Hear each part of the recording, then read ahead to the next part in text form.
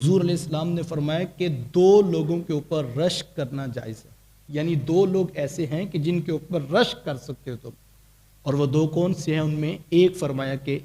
وہ شخص جس کو اللہ نے قرآن کا علم عطا کیا اور وہ خود بھی سیکھتا ہے اور اوروں کو بھی سکھاتا ہے، فرمایا جو یہ کام کرتا ہے وہ قابل رشک شخص ہے۔ تم جب اس کو دیکھو تو یہ آرزو کرو یا اللہ جس طرح اس کو قرآن کا عالم بنایا ہے اس طرح ہمیں بھی قرآن کا ماہر بنا دے، ہمیں بھی قرآن کی یہ توفیق عطا کر دے، قابل رشک ہے، اس کے اوپر رشک کیا جائے تو یہ نازاں ہے ایک مومن کو۔ اور دوسرا فرمایا کہ ایک ایسا تاجر کہ جس کو اللہ نے رزق حلال دیا ہے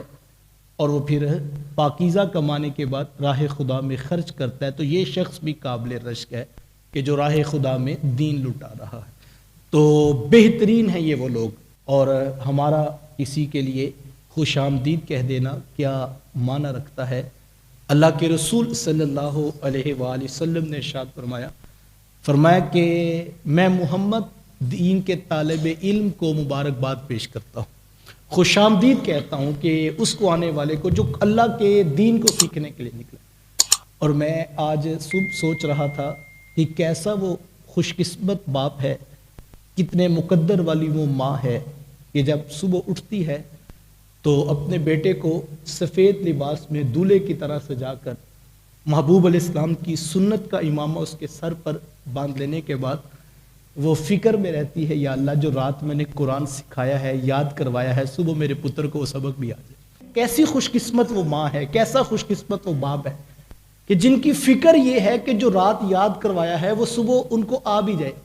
بیٹا پیپر دینے جاتا ہے نا تو ماں باپ پیچھے سے دعائیں کرتے ہیں، یا اللہ یہ کیمسٹری کا پیپر ہے، یہ مشکل ہے، پاس ہو جائے، یہ فزکس کا پیپر ہے، محنت تو بڑی کی ہے لیکن یہ پاس ہو جائے۔ بڑی اچھی بات ہے، اس میں کوئی نفی نہیں، لیکن یار وہ ماں کیسی ہے جو ساری رات بھی اس فکر میں ہے، صبح بھی اس فکر میں ہے کہ میں نے اس کو 4 آیتیں تیرے قرآن کی سکھائی ہیں، جب قاری صاحب سنے تو یا اللہ اس کی زبان پہ جاری کر دینا۔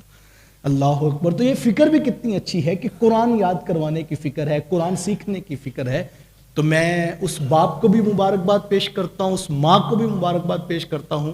کہ جنہوں نے اس کام کے لیے اپنے بیٹے کو وقف کیا اور مختص کیا کہ ہم اس کو قرآن مجید سکھائیں گے، اور ہم اس کی ساری ذمہ داری اور اس کی ساری جو ہے وہ ضروریات اس لیے پوری کریں گے کہ بیٹا آپ نے قرآن سیکھ کر آنا ہے۔ تو میں بیٹے کو بھی مبارکباد پیش کرتا ہوں، ماں باپ کو مبارکباد پیش کرتا ہوں۔ یہ بڑی خوش بختی کے دن ہیں جب بچے قرآن پڑھ رہے ہوتے۔ اللہ کے رسول صلی اللہ علیہ وآلہ وسلم نے ارشاد فرمایا کہ صحابہ جب کوئی شخص ایک حرف پڑھتا ہے تو اللہ تعالیٰ اس کو 10 نیکیاں عطا کرتا ہے، اور فرمایا کہ میں نہیں کہتا کہ الف لام میم یہ ایک حرف ہے، فرمایا میں محمد یہ کہتا ہوں یہ 3 حرف ہیں۔ اگر کوئی ایک مرتبہ کہتا ہے الف لام میم تو فرمایا یہ 3 حرف ہیں، اور ہر حرف کے بدلے اللہ 10 نیکیاں عطا کرتا ہے۔ تو مجھے بتائیں صرف ایک مرتبہ بیٹا پڑھے الف لام میم، تو جو صبح سے لے کر شام تک اور پھر شام سے لے کر رات تک، اور پھر رات سویا بھی ہے تو یہ فکر لگی ہوئی ہے خواب میں کہ صبح میں نے جو رات یاد کیا وہ مجھے دوبارہ دہرانا ہے، تو اس کی کیا فضیلت ہوگی جو سارا دن اسی جو ہے وہ لگن میں ہے کہ مجھے اللہ کا قرآن یاد ہو جائے۔ تو یہ بہت بڑی سعادت کی بات ہے، یہ بڑی خوش قسمتی کی بات ہے۔ اور ایک وہ ہے کہ جو حافظ تو نہیں بن سکا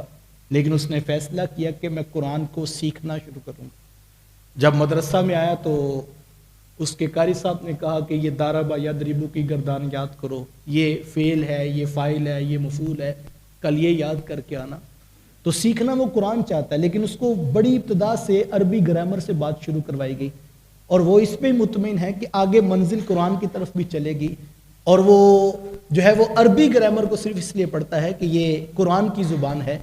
اور اس کے لیے کوشاں ہیں، کبھی اس کا ٹیسٹ دے رہا ہے، کبھی اس کو لکھ رہا ہے،